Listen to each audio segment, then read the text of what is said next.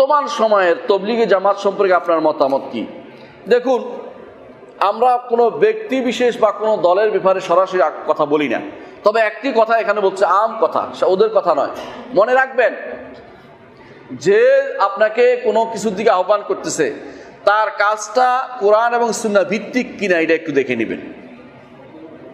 এরকম কাজ সাহাবায়ে কেরাম করেছে কিনা। মানুষ দেখবেন, অধিকাংশ মানুষ এখন ফাদাইলের পিছনে দৌড়াচ্ছে, ফজিলতের পিছনে দৌড়াচ্ছে, অথচ ফারায়েজের পিছনে দৌড়ার দরকার। ফারায়েজ এবং ফাদাইল বুঝছেন কিনা? ফারায়েজ যেমন তাওহীদ হচ্ছে ফরজ কাজ, সালাত ফরজ, যাকাত ফরজ, সওম ফরজ, রাসূলের হাদিস জানা ফরজ, এগুলি শিক্ষা দিচ্ছে কিনা, সুন্নাহ শিক্ষা দিচ্ছে কিনা, ওদের সাথে চলে। যারা শুধু আপনাকে ফজিলতমুখী করতে চায়, ফজিলতের আমল যদি আপনি না করেন, আল্লাহ আপনাকে পাকড়াও করবে না। মনে আছে তো ওই সাহাবীর হাদিসটি, যে সাহাবী এসে বলছেন যে আমি এর চেয়ে বাড়াবো না, এর চেয়ে কমাবো না। রাসূলুল্লাহ সাল্লাল্লাহু আলাইহি ওয়াসাল্লাম কি বলেছেন? কেউ যদি জান্নাতি ব্যক্তি দেখতে চাও তাহলে ওর দিকে তাকাও, অথবা বলেছেন এটা যে অবশ্যই সফল কাম হবে, অবশ্যই সেই সফল কাম হবে যদি সত্য করে থাকে। তো আপনার আমার ফরায়েজের দিকে চিন্তা করা দরকার। বাংলাদেশের মানুষের ফাজাইলের দিকে আমলের কোনো অভাব খুব কম, বেশিরভাগ আমলে হচ্ছে ফরজের আমল করে না, সুন্নতের আমল করে না। রাসূলুল্লাহ সাল্লাল্লাহু আলাইহি ওয়াসাল্লাম থেকে সাব্যস্ত সুন্নতের উপর আমল করে না, অথচ মেরাজের রাত্রি পালনের জন্য মসজিদ ভর্তি হয়ে যায়। সামনে আসতেছে আরেক বেদাত, কি এটা? বরাত। বরাত পালনের জন্য মসজিদ ভর্তি, কিন্তু শেষ 10 দিন রাসূলুল্লাহ সাল্লাল্লাহু আলাইহি ওয়াসাল্লাম রাত্রি ঘুমাতেন না। আপনি কিন্তু সেখানে নাক ডাকিয়ে ঘুমাতে পারেন, কোনো সমস্যা হয় না।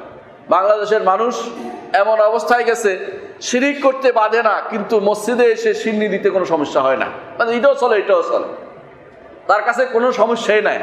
তার কাছে ফরায়েজ জানে না, সে ফরজ জিনিস জানে না।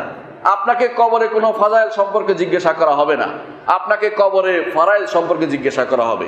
হাসরের মাঠে আপনাকে ফাজাইল সম্পর্কে জিজ্ঞাসা করা হবে না, হাসরের মাঠে আপনাকে সালাত সম্পর্কে জিজ্ঞাসা করা হবে এবং মানুষের অধিকার সম্পর্কে জিজ্ঞাসা করা হবে। সুতরাং আপনি কখনো এমন কাজটি করবেন না যে কাজটি গৌণ, মুখ্য কাজটি করুন। যেই কাজটির জন্য আল্লাহ আপনাকে সৃষ্টি করেছে, যেই কাজটি আপনার না হলে আপনি আখিরাতে মুক্তি পাবেন না, ওই কাজটির জন্য লেগে থাকুন সারাক্ষণ। এবং এই দাওয়াতের কাজে, সহিহ আকীদার কাজে, সুন্নাতের প্রচার প্রসারের কাজে সারাক্ষণ ব্যয় করুন। এটাই হচ্ছে তাবলীগ, এটাই হচ্ছে দাওয়াত, এটাই আল্লাহ এবং রাসূলের পক্ষ থেকে অনুমোদিত বিষয়।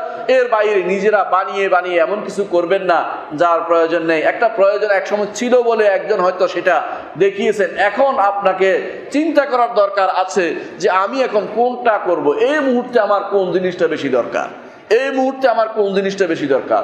সবচেয়ে বেশি দরকার হচ্ছে তাওহীদের প্রচার প্রসার করা, এটার কাজ করুন। সুন্নাহ প্রচার প্রসার করা, এটার কাজ করুন।